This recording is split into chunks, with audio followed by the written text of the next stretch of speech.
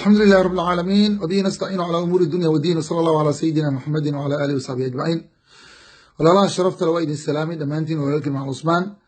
ayaan kusoo dhawaada brograamkii ah nolosha dhabta oo inkaga soo baxa badanaa dugsi alkhayr oo ku yaala xaafadda hays london maanta taariikh 19 tahay bishii 3 2018 insha allahu tacaala meeshaan waxaan waana yar kaga soo gudbinayo tala guud aan ugu magac daray gabdhaheena Soomaali oo sharafta leh caruur barkood oo guryaha u joogo oo run ahaantii aad iyo aad u dhib badan caruurtaasoo u baahannahay in run ahaantii tarbiyadooda iyo wanaagooda la saxo sida bisoo lagu saxi karana waxaa weeye run ahaantii wadadii nabi maxamed sallallahu alayhi wasallam in la raaco waanadan in badan waxaa isleeyahay adigana may ku anfacdaa ummadda Soomaali ma anfacdaan leeyahay insha allahu tacaala marka koowaad allah subxaanahu wa tacaala wuxuu yiri wadakir fa ina dhikra tanfacu lmu'miniin nabi maxamed oo waane yaliya ama qof kastoo daaciyo waane waanadu waxay anfacaysaa dadka mu'miniinta anfacaysaa ay waane adiga qofka ha ka daali الله سبحانه وتعالى وحليه وتعاونوا على البر والتقوى ولا تعاونوا على الإثم والعدوان تعاونوا على البر والتقوى سما فلك إيه التقوى على الإسكو كالمي يقول الله سبحانه وتعالى تاسع نقو كأن بقادينا ولا لا شرفت له ولي بقبلينا صوماليات عرور تيني قربان كردلني بدنا سوق يقلان عيوب بدين حبسينا يقول ماذا marka hooyo Soomaaliyeed waxa jirto shan haysato hal wiil aad dhib badan halkaas wiil baan rabnaa inaan xal u helno ana xalkan haya waxa weeye walaashay dalkii Soomaaliga qof qaraaba u dhib qofkaas qaraaba ku bil ajras kaaleysa qaraabada laftiis sida turiixam waaye runaanti mata unugan waa lagu soo barbaarinaya haddii kale in boardingay وديمو حاجر متقن الرؤانتي عربا كويلا متقن كينيا كويلا آدي أدو فيعان وهذا العفو أني بتسيدي اللو إلى لنا هويري أبا مركا عنق حقوصو نقونيا عنق ما شاء الله حقوصو نقونيا لكن عنق حتى أجودي حتى إنه ودحهم ساري هاي هذه إنها كقبستي مروحة قاريسا مركو قارو طبعا تضبط جديدة هذا القدر سكري وعن ساس إليه عروتان هذا عن كالي وحي ولا شيء أما ولا الكي وعنق سقال جر 8 جر كوي 8 جر لبي 8 جر ومركا فيرد عرطاد هذا كلا قرنيا عنقان إنو قمر جني ما صوّده وصادالين كرتا عرطاد صوما لبي 8 جر مركو جرو أما 16 وصادالين كرتا عنقان إنو قمر جني ما صوّده موت وعباها كلا باللبين لبوت دلكين جي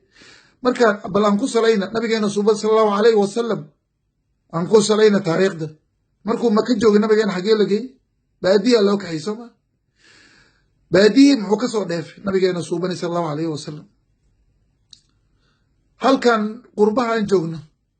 runaantii UK ama dii kale Europe ta Mareykanka ama Australia Soomaaliya ama Afrika waxay u tahay baadiya oo kale u tahay markaas si u fiirino nabigeena wuxuu ka soo dheefay wiilkaadana waan isleeyahay boodboodka badan ama wiilkayda aan isleeyahay ka soo dhaafi kara sabarka waayo horta sabarka geesinimada fasaaxada garashada mataqaana run ahaantii waxa la kala garto labada nolol oo lisbarbar dhigo taas adag in midaan iska fududo mataqaana run ahaantii firijeerka buux lisbarbar dhigo unug wax badan buu kusoo dheefiya unug bini aadam ah oo Soomaali oo muslim ah oo British ah kusoo noqonaya marka wiilkan ha u nixin هؤلاء المركان كليه وحويه ويلك أضاطر وأنا حيساء لكن هو يوجد وحي كليهن هل كان ويلك أيا قولي يجو مثلا هل ويلا بقبتابة كينا سبحان الله حقوه ويسكن بدبود بديه أي كلها هل كان ويلك غما ويلك أتصقى ولا شيء إن شاء الله تعالى وحقو صبيح دونا ويل رقم مركات ميل في عن كوبستي هيسكن تور لكن ميل في عن صوبسو جي وحان ده يوجد وحان قوانين يا على شو متقن على شو نقول abayaalka badan ayaga diyaar u yihiin arrintan ay runaanti abayaalka hooyooyinku ma hortaagan mooyee abayaalka diyaar u yihiin oo inta halkan lagu ooyo waxaan dhahaa waa abadiyan walaashay wiilka waad ooyni cunugaadiyo meeshan salaad dukanayn ilaahay ee rasuulkiisaan aqoonin gabar saaxiib baa la imaaday aday hadal kugu soo elinayo shuud kugu dhufanayo waxba aad ka qaban karin oohintaas waad la dhimanay laakiin oohinta yartuu kaa maqan yahay oo runaantii wiilkaada jacaylkiis la ooyinays waa waqti gaaban marka إلهي سبحانه وتعالى محيري والعصر إن الإنسان لفي خسر إلا الذين آمنوا وعملوا الصالحات وتواصوا بالحق وتواصوا بالصبر. إلهي سبحانه وتعالى ساسوليه مركو ومديسة مؤمنين تألفهم يولادي بن آدم الخسارة كسويين أفرتير قفك لغاية لموية إلا الذين كوي آمنوا ألرهم يموية وعملوا عمل وناكسن سوبي وتواصوا اسكو دردارمين بالحق حقي نبتي رمت الدين اسكو دردارمين وتواصوا صبر كان اسكو دردارمين ولا شيء معاني وحن كو دردارمين صبر كأنت يرتويلك كامقية ما قبلها كامقنتها فضلنا قبلها واسكو في عين الحمد لله برتانا كو كورسن كتاكو في عين لكن مد كان يرتو دون تكو قال محاوايستا ما عاد سوغيسا 17 ميشو كو غارو وهذا كو كري وايسو oo marka asaga nolosha ka dhaca dadka diriskii dadku dalku la noolaa oo ka nabadgeli waayaan asagana xabsi ku dambeeyo adigana uu ku dilmiyeed sugaysaa walaashay ani waxaan ku dardaarma wa tawaasaw bisabr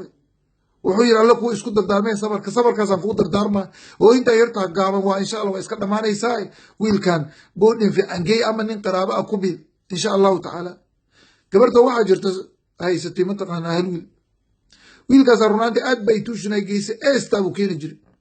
maalin baan ugu soo galay maalin internet aan ugu soo galay idoo telefoon isticmaalayso qaylinaysa wiilkii baa saaxiibyaalkiis buu ka keenay iskuulkii gurigiiba uu soo gelinayaa habartu ay dir guriga soo gelin nag waa ku kari way qaylinaysaa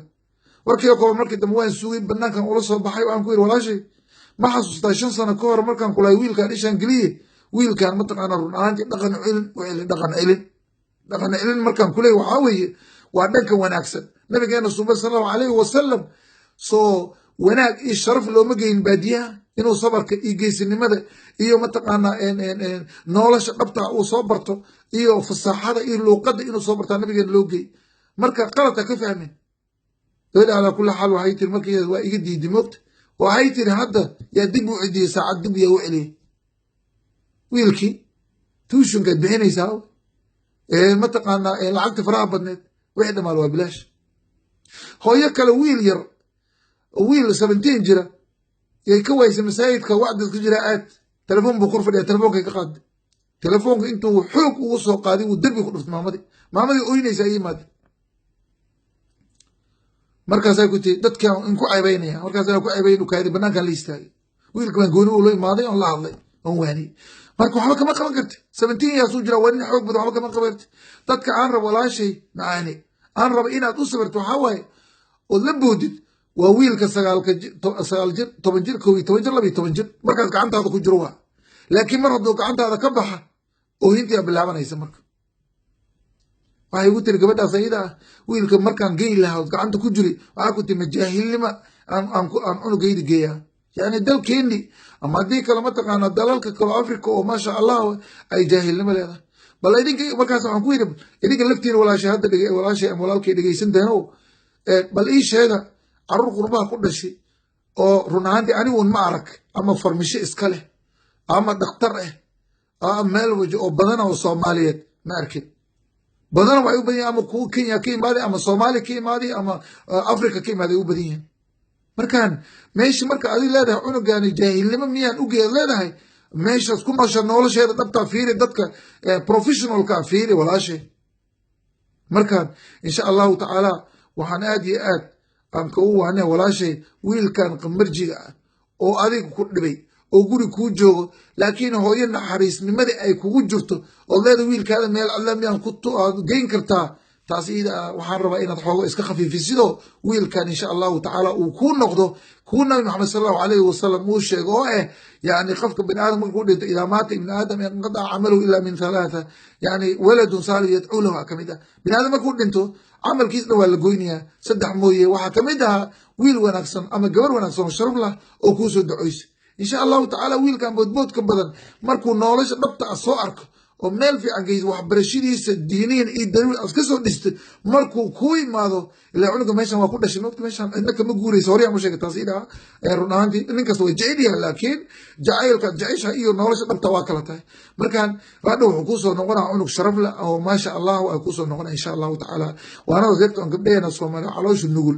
aan ku waaninayo intaas ayaan ku soo koobaya abayaalka badan diyaar bay u yihiin arrintan runaanti laakiin waxay ka sheegteen hooyaalan hortaagan marka walaashay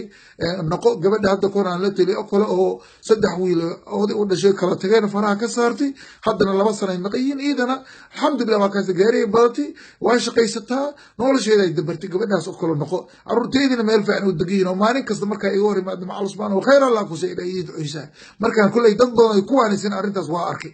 marka walaalaha sharafta leh hooyooyinka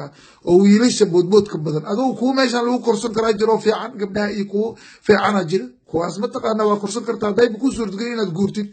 laakiin midkan dhuunta ku gale walaashay macaani akala labayn ama wiil walaalka u soo dib ama ma taqaana run ahaantii boardinge barakallahu fiikum intaasaan ku soo koobayaa jazakumullahu khayr jazaa wasalaamu calaykum waraxmatullahi wabarakaatuh